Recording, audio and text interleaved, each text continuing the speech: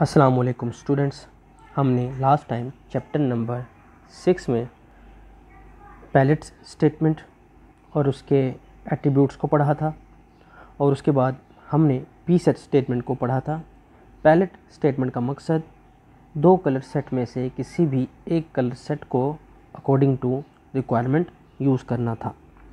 और जो P set statement थी जिसका मतलब पॉइंट स्टेटमेंट या पॉइंट सेट स्टेटमेंट जो था, किसी भी स्क्रीन के कोऑर्डिनेट के ऊपर किसी भी जगह के ऊपर किसी पॉइंट को सेट करने के लिए, डिस्प्ले करने के लिए, प्लॉट करने के लिए या फिर अपनी ड्राइंग को स्टार्ट करने के लिए कोऑर्डिनेट लेने का मकसद था। इसके बाद हमारे पास है line statement. The purpose of line statement is to draw lines and boxes on the screen. Line statement का मकसद स्क्रीन के ऊपर लाइन या बॉक्सेस को ड्रा करवाना है। We can use the line statement to generate a line between any two statements।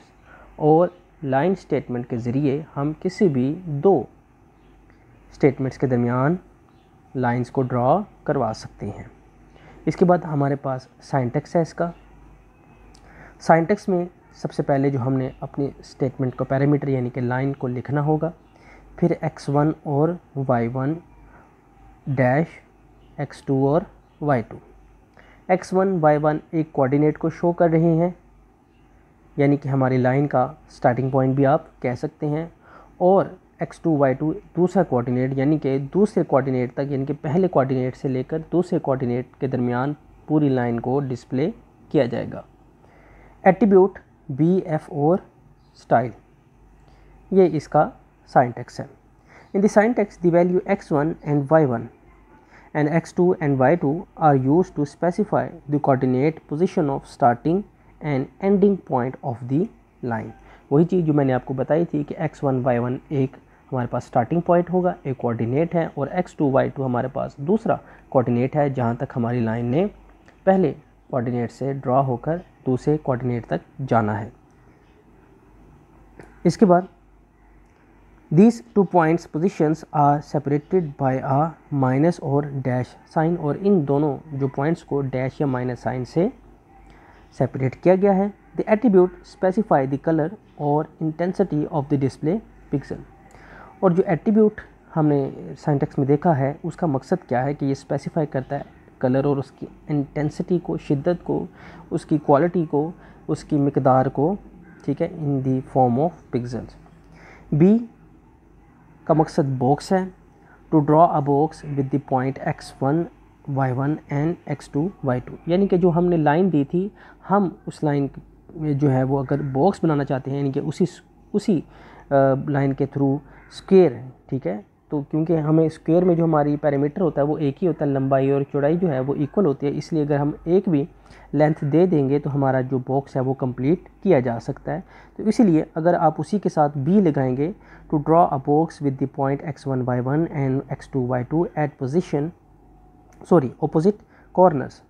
B F का मकसद जो है वो क्या है, फील्ड बॉक्स होगा, ठीक है, उसी के साथ बी के साथ बाद अगर आप एफ लगा देते हैं तो उसका मतलब है फील्ड बॉक्स।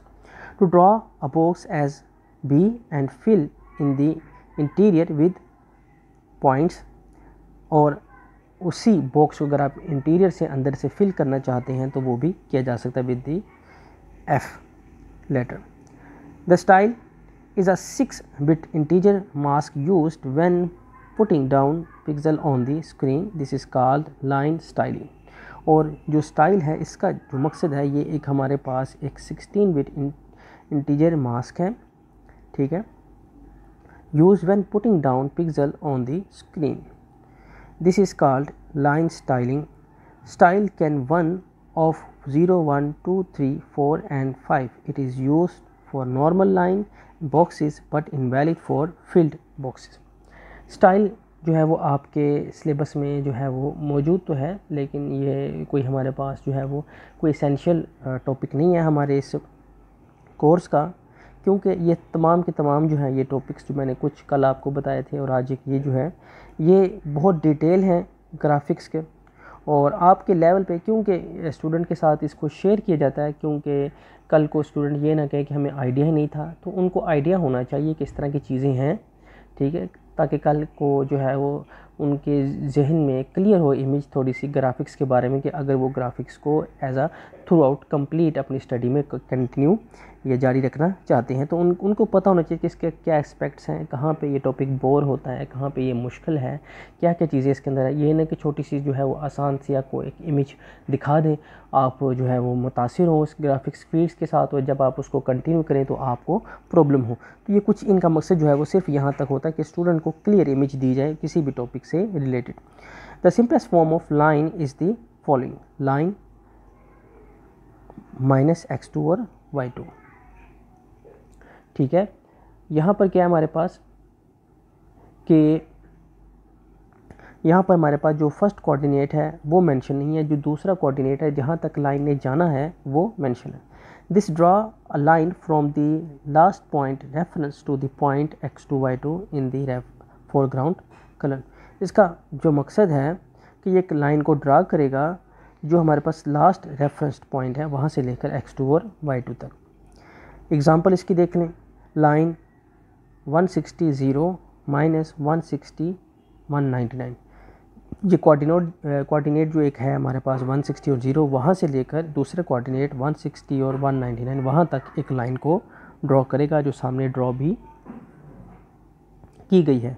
उसके बाद दूसरा सिंटैक्स जो एग्जांपल देख लें आप, लाइन 00 -100 और 175 कोमा इनके एट्रीब्यूट को उन्होंने जो है वो स्किप किया है। ठीक है, क्योंकि एक कोमा के बाद एट्रीब्यूट और दूसरे कोमा के बाद हम बॉक्स के लिए बी लिखते थे, तो डबल कोमास आए हैं, यानी कि एक जो है वो एट्रीब्यूट वाला पार्ट जो है वो स्किप किया गया है और बी। तो अब क्या होगा कि 00 कोऑर्डिनेट से ले जो है वो 100 एंड 170 वाले कोऑर्डिनेट तक एक लाइन को ड्रॉ किया गया और बाद में बी ये मेंशन कर रहा है कि इसी लाइन के ऊपर हमने इसी लेंथ का एक बॉक्स जनरेट करना है, a square box in the upper left corner of the screen.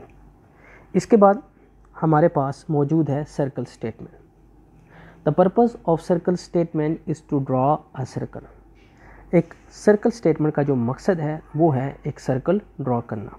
उसके साथ इलिप्स, इसके ज़रिए इलिप्स भी ड्रॉ किया जा सकता है on the screen during use of the graphics mode.